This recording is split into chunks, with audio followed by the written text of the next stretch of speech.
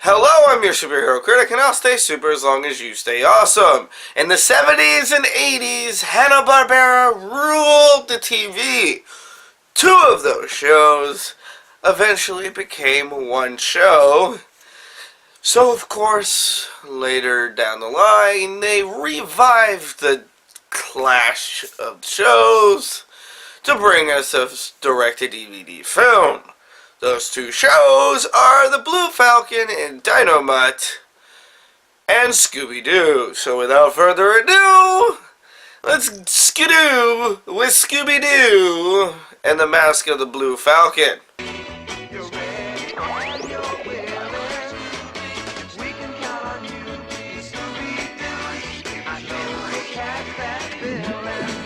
Our movie begins with two security guards at a museum reading comics and guarding convention stuff as our film's villain appears and knocks them both out before jumping to our gang, solving yet another case with the typical make the monster chase Scooby-Doo plan, which of course works as the perp tries to explain his reasonings. I suppose you all want to know why I did it. Well, it all started back in my childhood. No, we're good. Don't need to know why. Like, take him away, officers. Our gang heads to a convention while watching old Blue Falcon cartoons and raving on about the costume contest. Fred, however, is more excited about the showing of a darker, edgier Blue Falcon film, and Daphne has a strange obsession. Dark, brooding kind of way. But you know what's even cuter? Littlest fuzzies. They're only the cutest collectibles in the whole wide world, and I have an almost complete collection.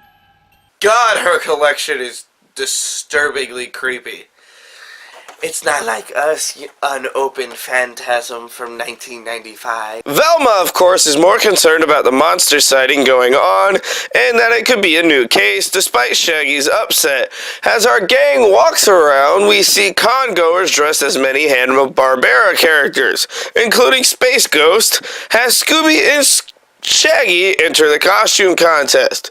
We are then met with a familiar Space Ghost character.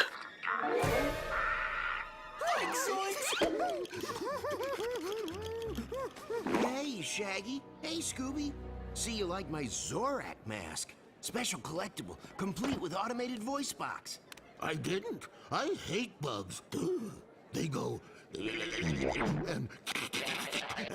and We get it, Scooby-Doo.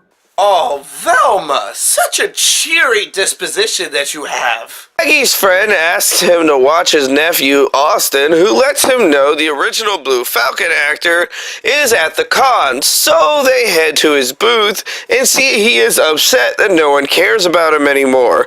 He is now in a psychotic breakdown. Velma shows how out of place at the con she is. In fact, comic books and superheroes baffle me. They don't make logical sense. You wouldn't get powers from a radioactive spider bite, and wearing glasses wouldn't trick anyone into not recognizing you. See? You'd have to be a complete idiot not to know it was me. Daphne, quick! There's something going on at the Blue Falcon booth. And bring your new friend. Really? Honestly, I've got nothing. That joke is dumb. Our group heads to the movie that is directed by a female Michael Bay who is obsessed with explosions, but Garrison goes crazy again trying to get people to listen to him. The trailer for the movie is shown, giving us a glimpse of how Hollywood wants every single film lately. You know, dark, brooding, and completely void of all emotion. The trailer is interrupted by the movie's villain, and the audience, of course, assumes it's part of the show until he releases bats that terrorize everyone. Outside the convention, the cop blames the director for everything going wrong, and it's not long before the gang volunteer to help and even get the mayor's approval. Shaggy and Scooby, of course, know everything about our villain, but still want nothing to do with the mystery, as our gang heads to a party where Garrison ends up getting thrown out. Fred talks to the actor, who is played by Oswald from the Drew Carey Show, about playing the new Blue Falcon, who acts very suspicious when he says he's never even watched the old series. The girls talk to the movie's director, who throws blame on Garrison, and Hyde attacks the party.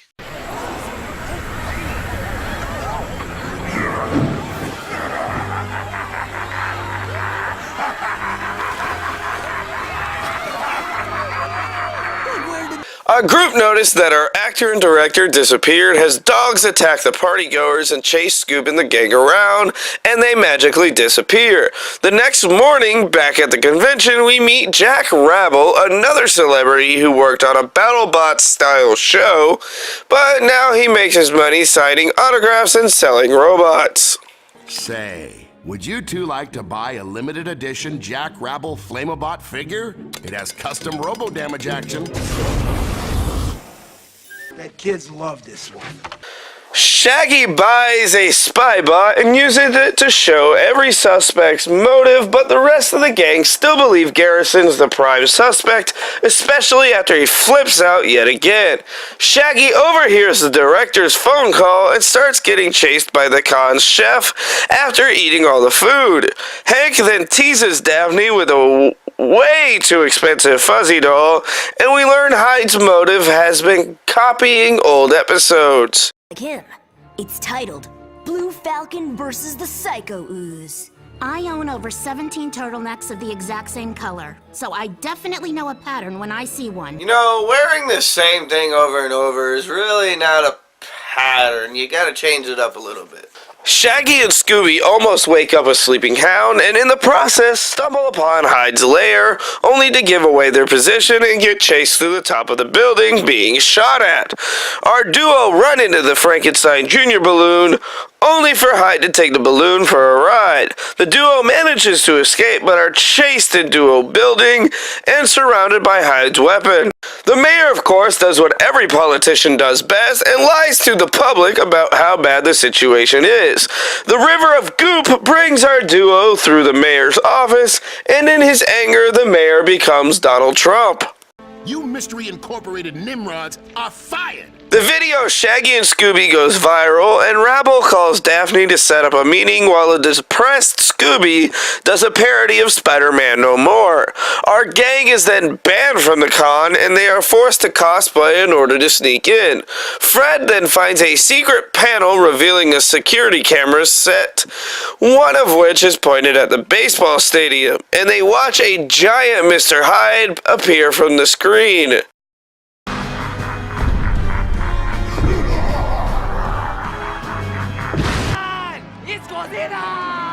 It looks like Godzilla, but due to international copyright laws, it's not. Still, we should run like it is Godzilla! Though it isn't. The stadium rampage continues as Austin almost gets hurt, and Scooby gets his courage back but gets kicked into the air. Fred has an awesome idea using the power of t-shirts.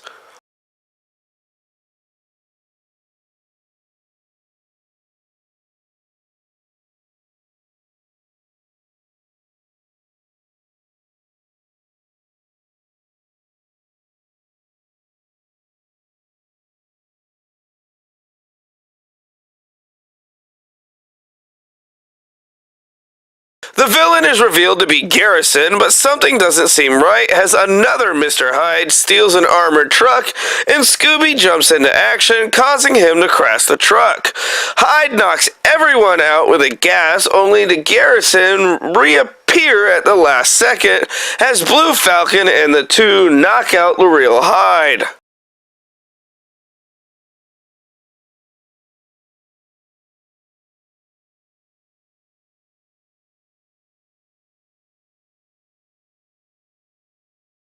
Our villain is revealed to be Jack, who blames Garrison for his career failing despite it being his own fault. Our director gets an idea for a sequel film and agrees to cast Garrison, and we get a glimpse of that sequel to finish off the film.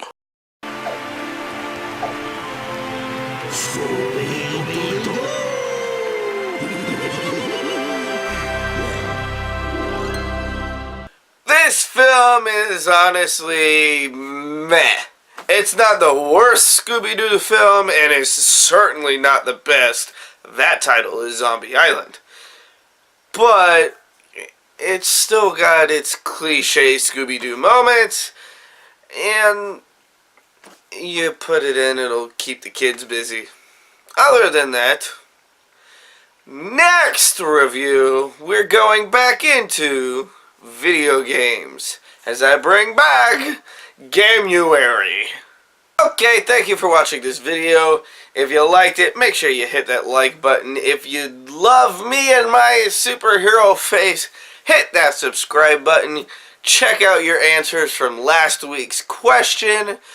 Here is this week's question. What is your favorite Scooby-Doo movie and why?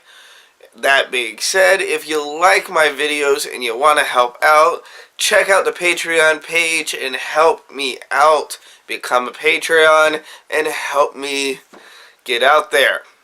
Thank you for watching this video, and as always, remember, I'm your superhero critic, and I'll stay super as long as you stay awesome.